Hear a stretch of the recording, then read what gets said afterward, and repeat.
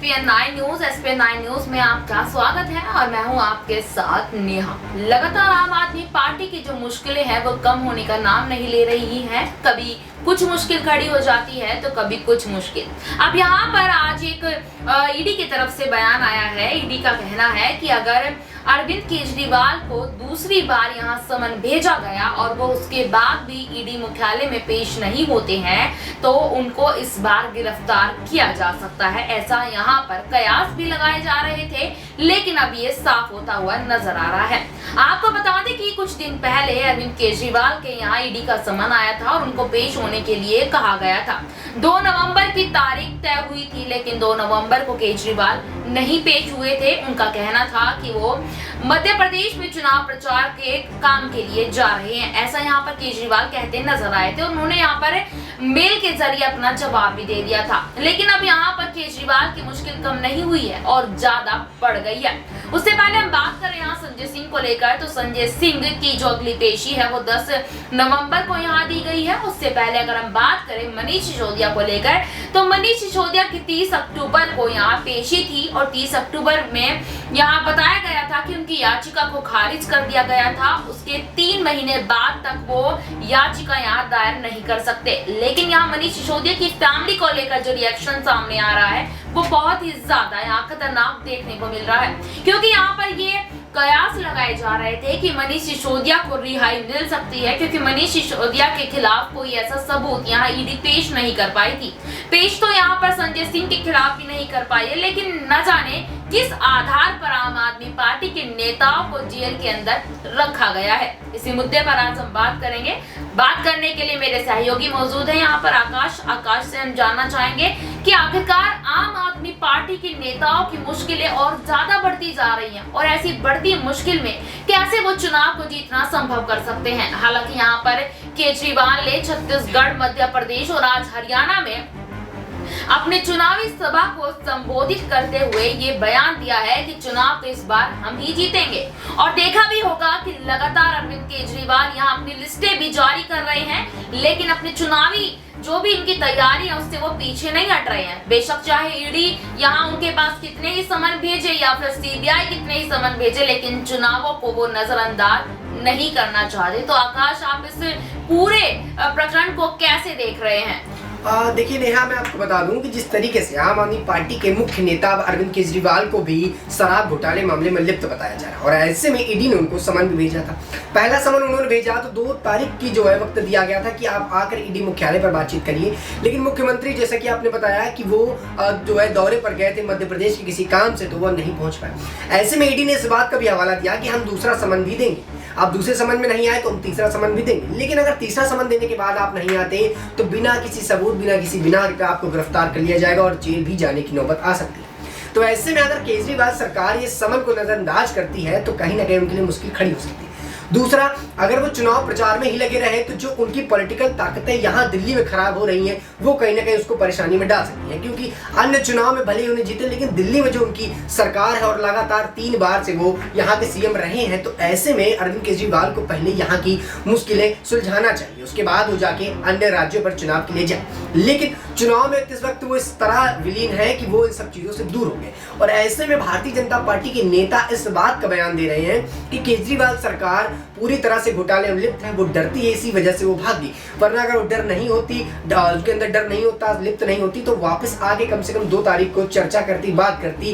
क्या दौरे बाद में नहीं हो सकते, क्या अन्य काम बाद में, चुनाव तो अभी समय है थोड़ा चुनाव में, उससे पहले आप आकर अपनी जो बातें उनको रखी, लेकिन वो वहां पर नहीं पहुंचे। तो ऐसे में भारतीय जनता पार्टी के एक प्रवक्ता का भी बयान आया था और उन्होंने इस बात का पूरी तरह से हवाला दिया था कि अरविंद केजरीवाल, उनकी पूरी पार्टी इस पूरे मामले पर लिप्त है, तो उनको कम से कम आकर यहाँ पर बोलना चाहिए।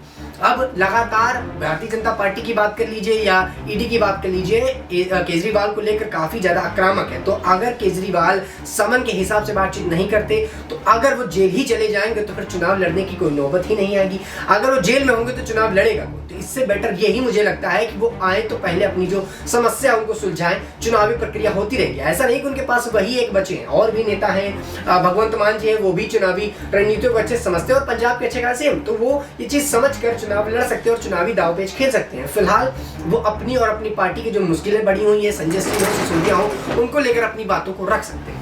देखिए बिल्कुल यहाँ आकाश का कहना है कि यहाँ पर जो अरविंद केजरीवाल है वो अपने चुनावों को बिल्कुल भी नजरअंदाज नहीं करना चाह रहे हैं। ईडी और उनके समन को वो बाद में देखेंगे, लेकिन यहाँ पहले चुनावों के लिए वो तैयारियां करेंगे और कर भी रहे हैं। तो देखिए यहाँ पर अरविंद केजरीवाल चुनावों को बिल्कुल भी यहाँ इतना कमजोर नहीं ले सकते, मतलब चुनाव उनके लिए जीतना काफी ज्यादा यहाँ पर देखा जा सकता है कि अरविंद केजरीवाल और आम आदमी पार्टी के लिए चुनाव ज्यादा अहमियत रखते हैं बजाय यहाँ ईडी के समन के।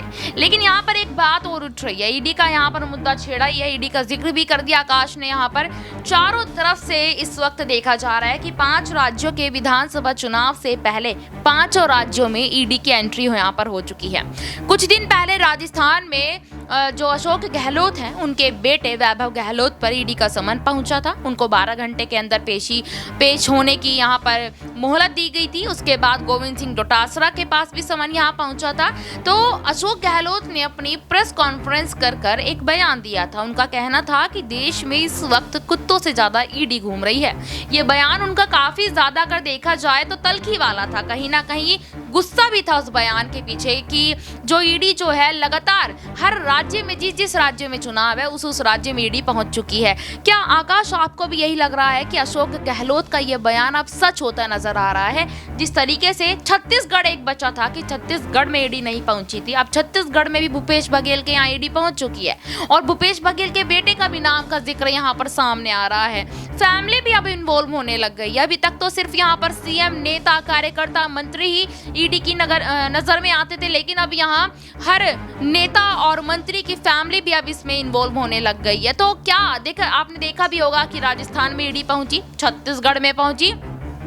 साथ ही साथ मैं बात करूं यहाँ पर कांग्रेस और आम आदमी पार्टी के पीछे तो हाथ धोकर ही पड़ी है। छत्तीसगढ़ में कांग्रेस की सरकार है, राजस्थान में कांग्रेस की सरकार है, दिल्ली में आम आदमी पार्टी की सरकार है। तीनों जगह ईडी इस वक्त अपना कड़ा शिकंजा कसे बैठी है और तीनों राज्यों में विपक्षी पार्टी की सरकार है।